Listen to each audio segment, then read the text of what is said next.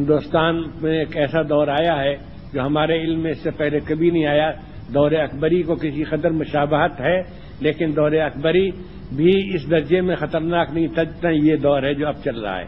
وہ یہ کہ اس وقت اکثریت نے طے کر لیا ہے کہ اس ملک کو اسپین بنا کر رہیں گے وہ، یعنی اس میں مسلمان رہیں گے لیکن اپنے تمام ملی تشخصات کو چھوڑ کر.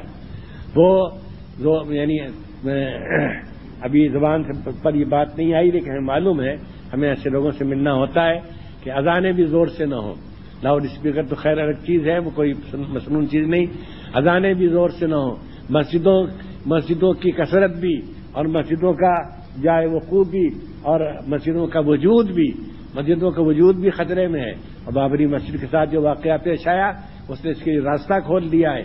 اور وہ ہندو صاف ہندو اخبار نویس اور کالم نگار اور ان کے ذرا سوچنے سمجھنے والے انگریزی اخباروں میں جو مضامین نکل رہے ہیں اور ہندی اخباروں میں، ان میں صاف یہ ہے کہ یہاں مسلمانوں کو بالکل ہندو بن کر رہنا ہوگا، ہندوستانی بن کر رہنا ہوگا.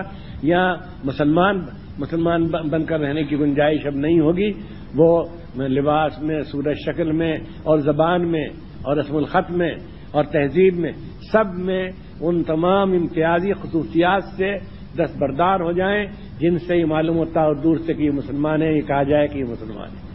اس وقت سب سے بڑا اس فتنے کو روکنے کے لیے سب سے بڑی طاقت جو ہو سکتی ہے وہ علماء کی ہو سکتی ہے، وہ ہمارے فضلائے مدارس کی ہو سکتی ہے کہ وہ جہاں کے رہنے والے ہوں وہاں کی مسجدوں میں تقریر کریں، جمعے کے دن تقریر کریں، عیدین میں تقریر کریں، خوشیوں کے موقع پر تقریر کریں، نکاح وغیرہ کی مجلسوں میں تقریر کریں کہ ہم کو اپنے پورے ملی تشخص کے ساتھ اس ملک میں رہنا ہے، کسی ایک چیز کو نہیں چھوڑنا ہے.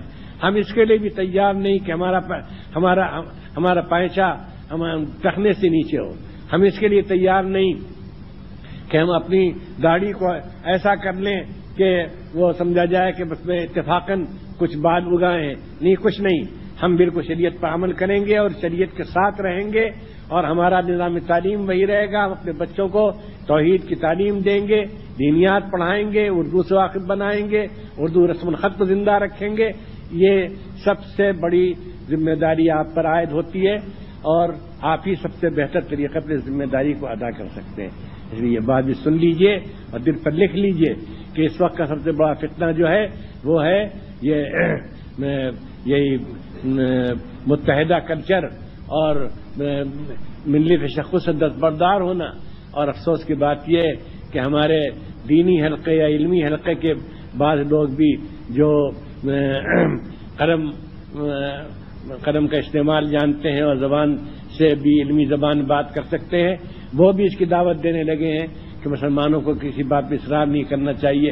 اور پرسنل اللہ کے سلسلے میں جو اصرار کیا سپریم کورٹ کے فیصلے کے خلاف، یہ بھی ایک غلطی تھی. مسلمانوں کی خامخواہ کے لیے ہندوؤں میں ایک رد عمل پیدا ہوا اور وہ سمجھے کہ مسلمان بہت تنگ دل تنگ نظر ہیں. نہیں، صاف کہتے ہیں ہم یہاں اپنی پوری خصوصیات کے ساتھ رہیں گے اور اس کے ساتھ ہم امید رکھتے ہیں کہ اللہ تعالی ہم کو اس ملک کی قیادت نصیب فرمائے گا. اس لیے کہ اس ملک کی آبادی کوئی عنصر اس نے اپنے کو اس قابل نہیں رکھا کہ وہ اس ملک کو بچائے خطرے سے. سب دولت پرست ہیں، مادہ پرست ہیں، نفس پرست ہیں، طاقت پرست ہیں، اقتدار پرست ہیں، جہاں پرست ہیں.